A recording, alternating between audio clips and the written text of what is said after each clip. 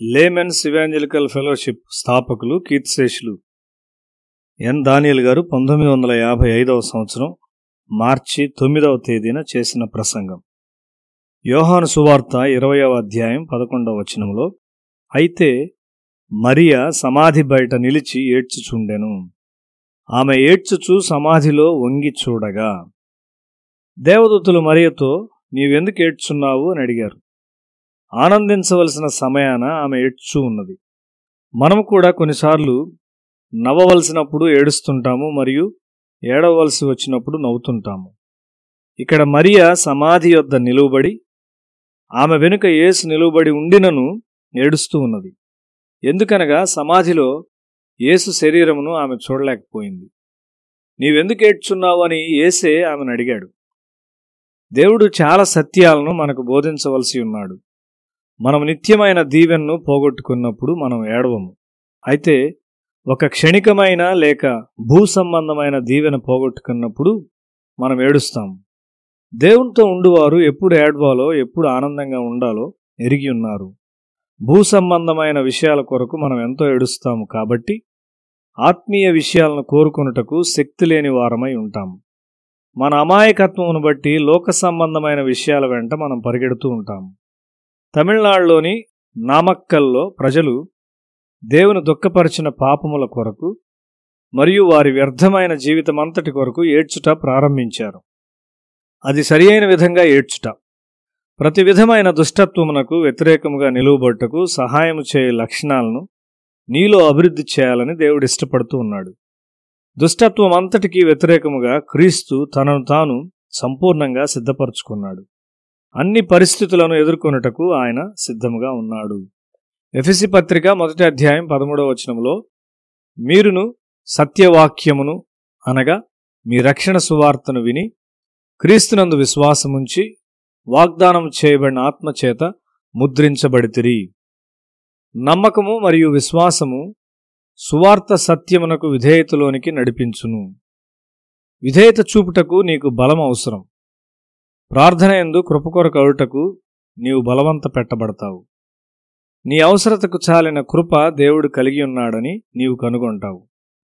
ఆయన నీకట్టి కృపను అనుగ్రహిస్తాడు. మరియు విధేయత చూపుటకు నీవు బలపరచబడతావు. ఇది నీకు సాధారణ జీవిత విధానంగా తయారవుతుంది. పరిశుద్ధాత్మ యొక్క క్రమశిక్షణ నీకు ఒక క్రమశిక్షణగా తయారవుతుంది. దేవునికి విధేయులైన వారికి పరిశుద్ధాత్మ ఇవ్వబడింది. ఈ క్రమశిక్షణ ఒక రూపాంతరపరచు క్రమశిక్షణ. నీ విశ్వాసం వృద్ధి చెందినట్లు అది చేయును.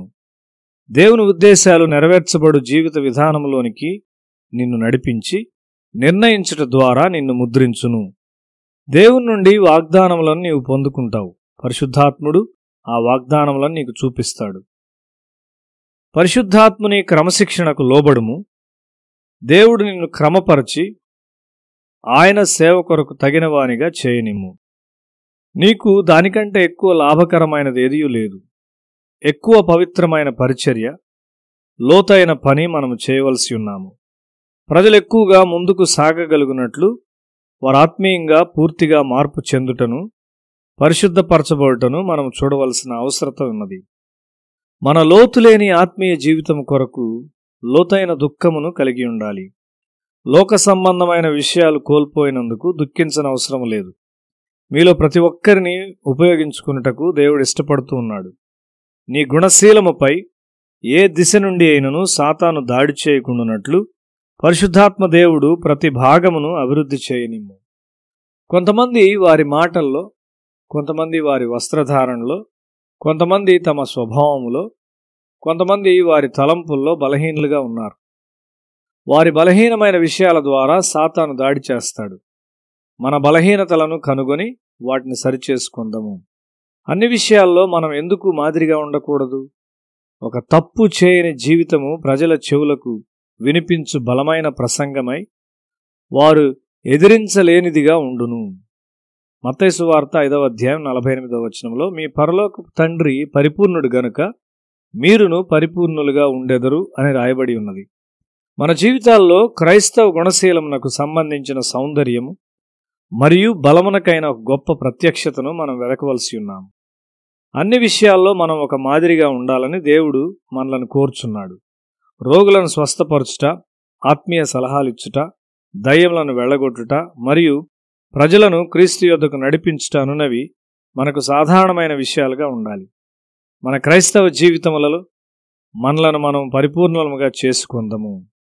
పాపము కొరకు మరియు క్రీస్తు యొక్క సౌందర్యమును చూపుటలో మనలను ఆటంకపరచు విషయాలను గూర్చి దుఃఖించటం మంచిది.